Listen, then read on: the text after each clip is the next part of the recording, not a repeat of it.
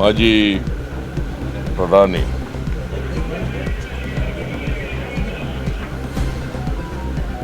ಮನಮೋಹನ್ ಸಿಂಗ್ ಅವರು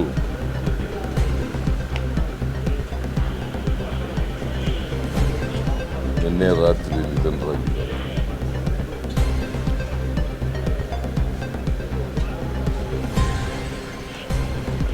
ಅವರಿಗೆ 92 ವರ್ಷಗಳಾಗಿವೆ.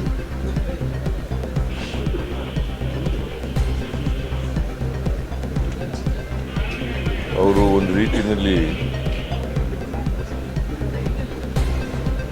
ಅವರ ಬದುಕನ್ನು ನೋಡಿದಾಗ ಕೇಳಿಸ್ತಾ ಇಲ್ವೇನ್ರಿ? ಹೌದಾ? ಅವರು ಒಂದು ರೀತಿ ಪವಾಡ ಆದ ರೀತಿಯಲ್ಲಿ ಅವ್ರ ಬದುಕನ್ನು ನೋಡಲಿಕ್ಕೆ ಸಾಧ್ಯ. ಇವತ್ತಿನ ಪಾಕಿಸ್ತಾನ ಇದೆಯಲ್ಲ, ಅಲ್ಲಿ ಒಂದು ಕುಗ್ರಾಮದಲ್ಲಿ ಜನಿಸ್ತವರು. ಪಂಜಾಬ್ ಪ್ರಾವಿನ್ಸ್.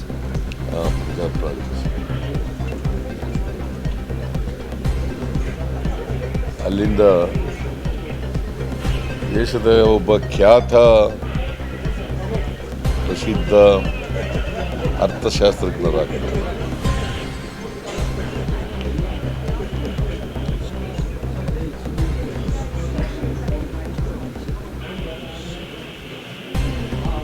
ಜಗತ್ತಿನಲ್ಲೇ ಒಬ್ಬರು ಶ್ರೇಷ್ಠ ಅರ್ಥಶಾಸ್ತ್ರಜ್ಞರು.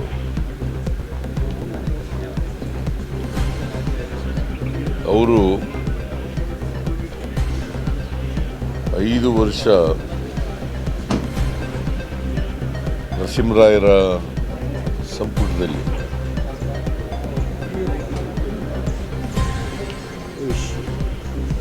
ಆರ್ಥಿಕ ಕಾರ್ಯದರ್ಶಿಗಳಾಗಿದ್ದರು.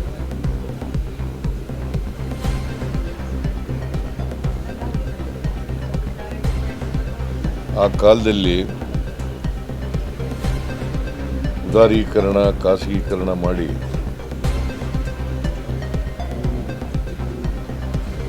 the Indian economy has been opened up.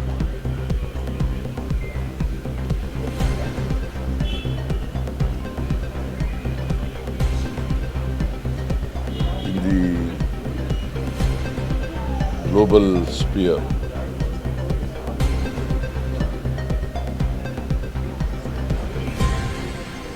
ಆ ಕಾರಣ ಅದು ಮಾಡದ್ರಿಂದ ಆರ್ಥಿಕ ಮುಗ್ಗಟ್ಟಿದೆಯಲ್ಲ, ದೇಶದಲ್ಲಿದ್ದಂಥ ಆರ್ಥಿಕ ಮುಗ್ಗಟ್ಟು ಅದು ನಿವಾರಣೆ ಆಯಿತು ಅಂತಕ್ಕಂಥದ್ದನ್ನ ಇವತ್ತು ನಾವೆಲ್ಲರೂ ಕೂಡ ಸ್ಮರಿಸ್ಕೋಬೇಕಾಗಿದೆ.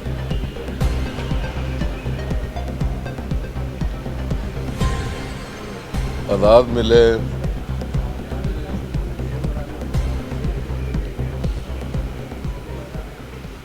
2004ರಲ್ಲಿ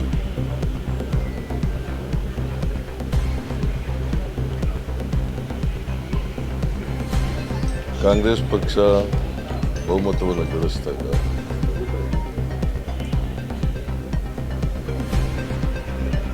ಶ್ರೀಮತಿ ಸೋನಿಯಾ ಗಾಂಧಿಯವರು ಪ್ರಧಾನಮಂತ್ರಿ ಆಗಲಿಕ್ಕೆ ನಿರಾಕರಣೆ ಮಾಡಿದಾಗ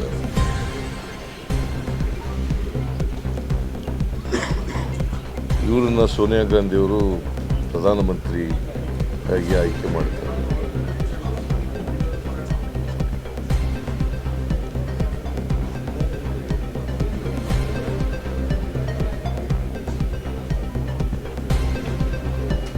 ಸುಮಾರು 10 ವರ್ಷಗಳ ಕಾಲ ಈ ದೇಶದ ಅಧಿಕಾರದ ಚುಕ್ಕಾಣಿಯನ್ನು ಹಿಡಿದು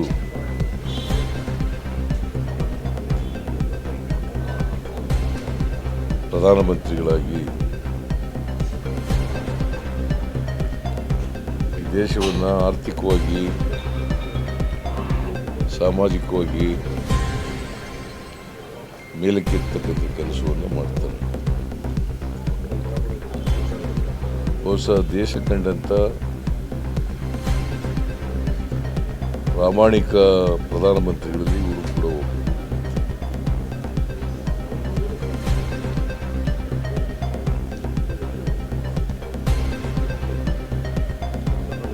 ರಾಜಕಾರಣದಲ್ಲಿ ಪ್ರಾಮಾಣಿಕತೆಯನ್ನು ಕಾಣ್ತಕ್ಕಂಥದ್ದು ಕಷ್ಟ. ಆದರೆ ಇವರು 10 ವರ್ಷಗಳ ಕಾಲ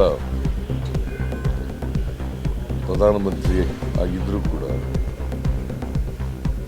ಅತ್ಯಂತ ಪ್ರಾಮಾಣಿಕರಾಗಿ ಕೆಲಸ ಮಾಡಿದ್ದಾರೆ.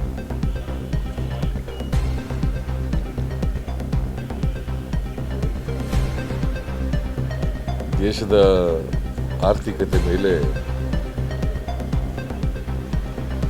ಒಂದು ದೊಡ್ಡ ಇಂಪ್ರಿಂಟನ್ನು ಬಿಟ್ಟೋಗಿದ್ದಾರೆ.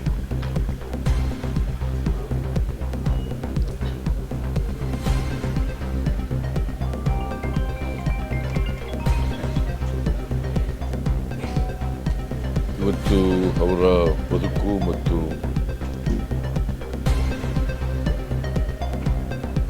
ಅವರ ಆರ್ಥಿಕವಾಗಿ ಮಾಡದಂಥ ಕೆಲಸಗಳು ನಮ್ಮೆಲ್ಲರಿಗೂ ಕೂಡ ಪ್ರೇರಣೆ ಮತ್ತು ಸ್ಫೂರ್ತಿ.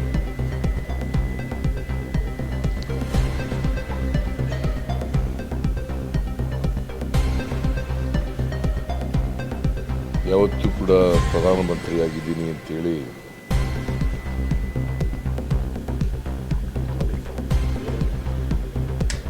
ಅವರು ಅಧಿಕಾರದ ಮೊದಲಿನಿಂದ ಇದ್ದವರಲ್ಲ. ಅತ್ಯಂತ ಸರಳ, ಸಂಭಾವಿತ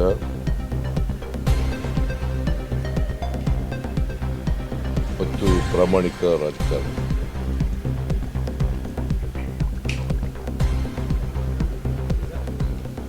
ದಿ ಮೋಸ್ಟ್ ರೆಸ್ಪೆಕ್ಟೆಡ್ ಮ್ಯಾನ್.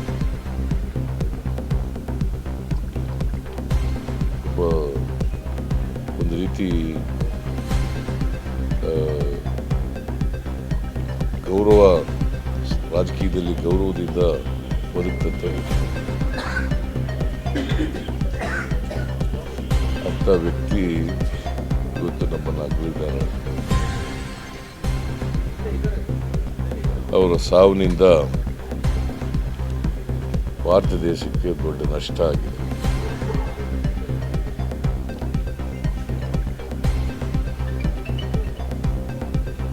ಅವರ ಸಾವಿನ ದುಃಖವನ್ನು ಭರಿಸ್ತಕ್ಕಂಥ ಶಕ್ತಿ ಕೊಡಲಿ ಅಂತೇಳಿ ಅವರ ಕುಟುಂಬ ವರ್ಗದವರಿಗೆ ಪ್ರಾರ್ಥನೆ ಮಾಡ್ತೇನೆ. ಮತ್ತು ಅವರ ಎಲ್ಲ ಸ್ನೇಹಿತರು, ಅಭಿಮಾನಿಗಳು ಅವರೆಲ್ಲರಿಗೂ ಕೂಡ ಸಾವಿನ ದುಃಖವನ್ನು ಭರಿಸ್ತಕ್ಕಂಥ ಶಕ್ತಿ ಕೊಡಲಿ ಅಂತೇಳಿ.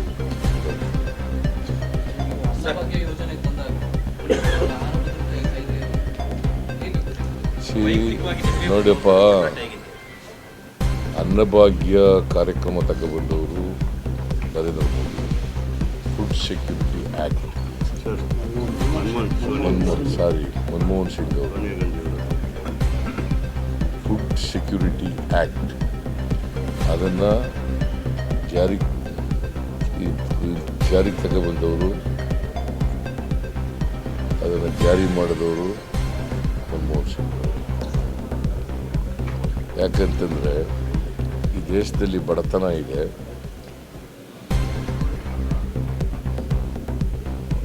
ಅದರಿಂದ ಎಲ್ರಿಗೂ ಕಡಿಮೆ ದರದಲ್ಲಿ ಆಹಾರ ಸಿಗಬೇಕು ಅಂತೇಳಿ, 3 ರೂಪಾಯಿಗೆ ಸಿಗಬೇಕು ಅಂತೇಳಿ ಈ ಬಡವರು, ದೇಶದ ಬಡವರು 3 ರೂಪಾಯಿಗೆ ಸಿಗಬೇಕು ಕಾನೂನು ಮಾಡಿದ್ರು.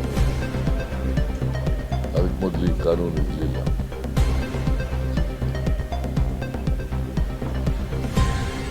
ನಾವು ಅವರು ಕಾನೂನು ಮಾಡಿದ ಮೇಲೆ ನಾನು 1 ರೂಪಾಯಿಗೆ ಅಕ್ಕಿ ಕೊಡ್ತಕ್ಕಂಥ ಕಾನೂನನ್ನು ಮಾಡಿದ್ದೆ.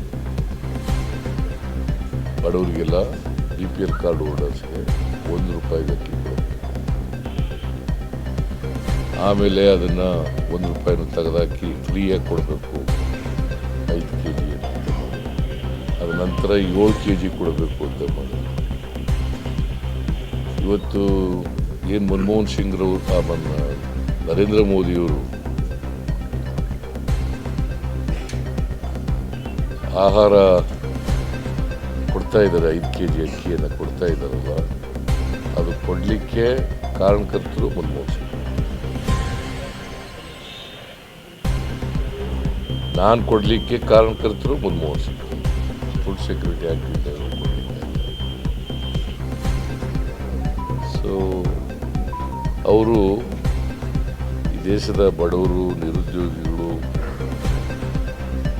ಅವರನ್ನು ಗಮನದಲ್ಲಿಟ್ಟುಕೊಂಡು ಅವರ 10 ವರ್ಷಗಳ ಅವಧಿಯಲ್ಲಿ ಕಾರ್ಯಕ್ರಮವನ್ನು ರೂಪಿಸಿದರು. ಸರ್, ನಿಮ್ಮ ಮತ್ತು ಅವರ ನಡುವಿನ ಒಡನಾಟ ಹೇಗಿತ್ತು ಸರ್? ಚೆನ್ನಾಗಿತ್ತು. ಅವರು ಪ್ರಧಾನಮಂತ್ರಿ ಆಗಿದ್ದಾಗ ಒಂದು 2-3 ಸಾರಿ ಭೇಟಿ ಮಾಡಿದ್ದೆ. ಆಮೇಲೆ ನಾನು ಮುಖ್ಯಮಂತ್ರಿ ಆದಾಗಲೂ ಕೂಡ ಅವ್ರು ಪ್ರಧಾನಮಂತ್ರಿ ಆಗಿದ್ದರು. ಯಾಕಂದರೆ ನಾನು 2013ರಲ್ಲಿ ಮುಖ್ಯಮಂತ್ರಿ ಆದೆ. ಅವರು 2014ರವರೆಗೂ ಪ್ರಧಾನಮಂತ್ರಿ ಆಗಿ, ಅವರು 2004ರಲ್ಲೇ ಪ್ರಧಾನಮಂತ್ರಿ ಆಗಿ. ಆಮೇಲೆ ಪ್ರಧಾನಮಂತ್ರಿ ಸ್ಥಾನ ಹೋದ ಮೇಲೂ ಕೂಡ ನಾನು ಬೆಂಗಳೂರಿಗೆ ಕರೆಸಿದ್ದೆ. ಅವರು ಬೆಂಗಳೂರಿನಲ್ಲಿ ಕರ್ನಾಟಕದ ಆರ್ಥಿಕತೆ ಬಗ್ಗೆ ಮಾತಾಡಿದ್ದೆ. ಅಫ್ಕೋರ್ಸ್ ಕರ್ನಾಟಕದ ಆಗ 2013ರಿಂದ 2018ರವರೆಗೆ ಅವರು ಕರ್ನಾಟಕದ ಆರ್ಥಿಕತೆ ಚೆನ್ನಾಗಿದೆ ಅಂತೇಳಿ ಭಾಷಣ ಮಾಡಿದ್ರು.